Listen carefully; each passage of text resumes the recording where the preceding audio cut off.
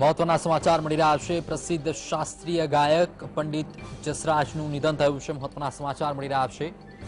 તો અમેરિકામાં ન્યૂ જર્સીમાં પંડિત જસરાજે અંતિમ શ્વાસ લીધા છે। અમેરિકાના ન્યૂ જર્સીમાં પંડિત જસરાજે અંતિમ શ્વાસ લીધા। પ્રસિદ્ધ શાસ્ત્રીય ગાયક પંડિત જસરાજનું નિધન થયું છે। તો મહત્વના સમાચાર મળી રહ્યા છે, જેમાં પંડિત જસરાજે અમેરિકાના ન્યૂ જર્સીમાં અંતિમ શ્વાસ લીધા છે।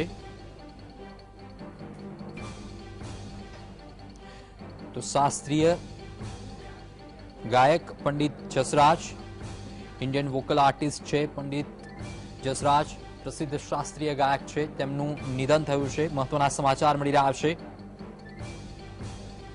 તો અમેરિકાના ન્યૂ જર્સીમાં પંડિત જસરાજે અંતિમ શ્વાસ લીધા છે।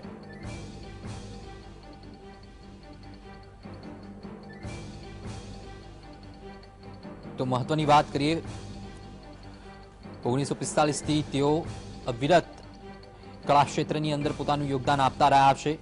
28 જાન્યુઆરી 1930ના રોજ પંડિત જસરાજનો જન્મ થયો હતો।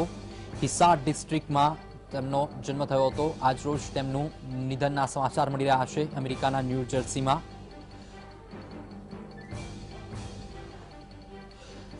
તો આ જ અંગે વધુ વાતચીત માટે વરિષ્ઠ પત્રકાર દક્ષિત પાઠક આપણી સાથે જોડાઈ ચૂક્યા છે। દક્ષેશભાઈ, જે રીતે વાત કરીએ, પંડિત શાસ્ત્રીય ગાયક પંડિત જસરાજનું જે નિધન થયું છે અમેરિકાની અંદર, આ સમાચાર મળી રહ્યા છે।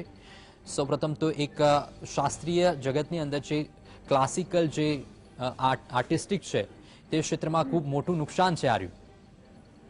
ડેફિનેટલી, અને this is a very shocking news for all music classical fraternity. અને હમણાં જ આ વખતે જે સપ્તાહ ગયું એમાં પંડિત જસરાજે 90 વર્ષની ઉંમરે જે પરફોર્મન્સ આપ્યું હતું, સ્ટેન્ડિંગ ઓવેશન મેળવ્યું હતું કે 90 વર્ષની ઉંમરે એમનો અવાજ અને એમની રેન્જ અને ઓરિજિનલ સૂર સહેજ બી નીચે ઉતાર્યા વગર કઈ રીતે ગઈ શકે, એટલે ફિટનેસમાં તો એ અનપેરેલલ હતા। અને શાસ્ત્રીય સંગીતની સાધનામાં એમ જોવા જાઓ તો મારા ખ્યાલથી એમણે 8 વર્ષની ઉંમરે શરૂ કર્યું હતું, એટલે 82 વર્ષની તો સાધના એમની કહેવાય। એટલે it's a very amazing thing. અને ભારત જ નહીં, સમગ્ર વિશ્વના શાસ્ત્રીય જગતના એ ગુરુ અને મહારથી કહેવાય। અને હમણાં જ મારે એમનાથી થોડા જુનિયર પણ પંડિત જસરાજજીની કક્ષામાં જ એમને હવે મૂકી શકતા એવા પંડિત રાજન મિશ્રા સાથે મારે દિલ્હી વાત થઈ। રાજનજીએ પંડિત જસરાજ વિશે એવું કીધું કે શાસ્ત્રીય ગાયકીના એ યુગ પુરુષ હતા અને એમણે પોતાની ગાયકીનો ભાવ અને રેન્જથી કરોડો સંગીત રસિકો જ નહીં, એક સામાન્ય માણસોને પણ એમણે સ્પર્શ્યા હતા। અને શાસ્ત્રીય સંગીત માટે એમ કહેવાય કે આ જગ્યા ભરવી, પંડિત ભીમસેન જોશી અને પંડિત જસરાજ, આ બેની જગ્યા ભરવી તો લગભગ મુશ્કેલ જ છે। અને રાજનજી વધારે બોલી ના શક્યા એટલું એનાથી એમને ફીલ થયું છે। અને પંડિત જસરાજનો મેં 3 વખત ઇન્ટરવ્યુ લીધેલો અને એમાં એમણે જે શાસ્ત્રીય સંગીતના રાગોની તાકાત વિશે, પછી અટલ બિહારી વાજપેયી એક પોએટ અને એ તરીકે એમણે જે વાત કરી હતી, એટલે એ બહુ જ બધી મેમરીઝ છે। અને he was a very straight forward person. અને મારા ખ્યાલથી સંગીત ક્ષેત્રે સીધી કે આડકતરી રીતે, શાસ્ત્રીય હોય, સુગમ હોય, વેસ્ટર્ન ક્લાસિકલ હોય કે કોઈ પણ પ્રકારનું સંગીત હોય, એની સાથે કોઈ પણ રીતે જોડાયેલી કોઈ પણ વ્યક્તિ માટે એમ કહેવાય કે માઇલસ્ટોન અથવા તો આરાધ્ય કહી શકાય એ પંડિત જસરાજ હતા। અને એમના વિશે તમે લખવા કે બોલવા બેસો તો આઈ થિંક કે 5 કલાક પણ ઓછા પડે।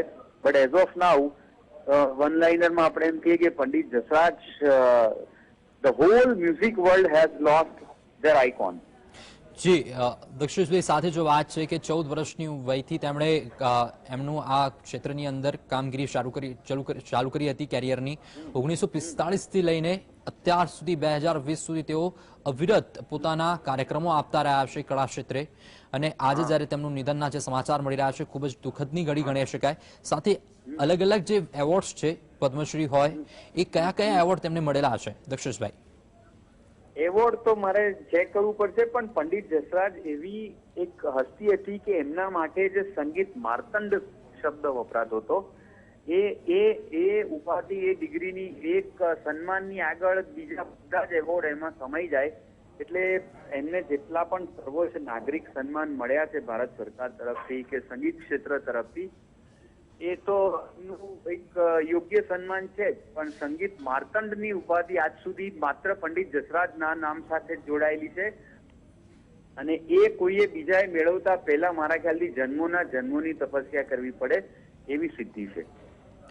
બિલકુલ દક્ષેશભાઈ, એક આપે કીધું કે આપે તેમનો ઇન્ટરવ્યુ પણ લીધો છે. મહત્વની વાત એ પૂછવા માંગીશ કે ઇન્ટરવ્યુની અંદર એવા કઈ ક્ષણ હતી, એવા કયો પ્રશ્ન હતા જેમને આપના ઉપર ખૂબ અદ્ભુત છાપ છોડી હોય?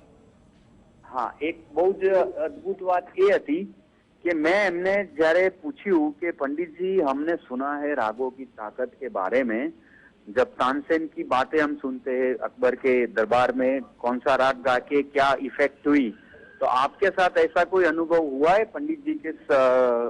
तो एमने એવું કીધું कि ये सवाल मुझे कई लोगों ने पूछा है, अभी तक मैंने इसका जवाब इसलिए नहीं दिया था क्योंकि उसमें अगर मैं बोलने बैठूंगा तो ऐसा लगेगा कि मैं अपनी तारीफ कर रहा हूँ, बट आपने जिस तरीके से पूछा है तो मैं आज पहली बार बता रहा हूँ. 2 घटनाएं ऐसी है. एक तो जब अटल बिहारी वाजपेयी प्राइम मिनिस्टर बने और मई महीने में प्राइम मिनिस्टर्स हाउस की लोन में लोकसभा और राज्यसभा के 750 सांसदों के लिए डिनर का आयोजन किया था. पूरी धूप थी, कहीं भी कोई बारिश या मानसून के कोई आसार नहीं थे और 1 घंटे के बाद मैंने 1-2 राग गाया. तब अटल जी ने कहा कि पंडित जी आप मेघ मल्हार गाइए. तो मैंने गाया और आप मानेंगे नहीं, मैं उस राग में इतना डिजोल्व हो गया कि मुझे पता ही नहीं रहा वक्त कहाँ गुजर रहा था और अचानक कहीं से जहाँ पे पूरी धूप थी वहां से बादल उमड़ कर आए और ऐसी बारिश हुई कि प्राइम मिनिस्टर्स हाउस की लोन में जो खुले में जो खाना बनाया था, रखा था सबके लिए, वो सारा भीग गया और सबको अंदर भागना पड़ा. तब अटल जी ने मजाक में कहा कि पंडित जी ये सब आपकी वजह से, आपके मेघ मल्हार की वजह से ये सारे 750 लोगों का आपने नुकसान करवाया, अब अगली पार्टी आपकी ओर से. तो ये लाइटर टोन में उन्होंने ये बताया था. પછી પંડિત જસરાજે બીજી ઘટના મને એવી કીધી કે જયપુરમાં એક કાર્યક્રમ હતો અને ત્યાં આગળ એમણે રાગ જય જયવંતી ગાયો. હવે એમાં એવું કે એ રાગની અસરમાં એવું છે કે એ હરણોને બહુ પ્રિય રાગ છે અને કે હું ગાતો હતો અને રાગ પૂરો થતા સુધીમાં સ્ટેજ પાસે 2 હરણ આવીને બેસી ગયેલા. એટલે આ 2 ઘટના બહુ યાદગાર છે એમના ઇન્ટરવ્યુની. બિલકુલ દક્ષેશભાઈ, અમારી સાથે જોડાવા બદલ આપનો આભાર.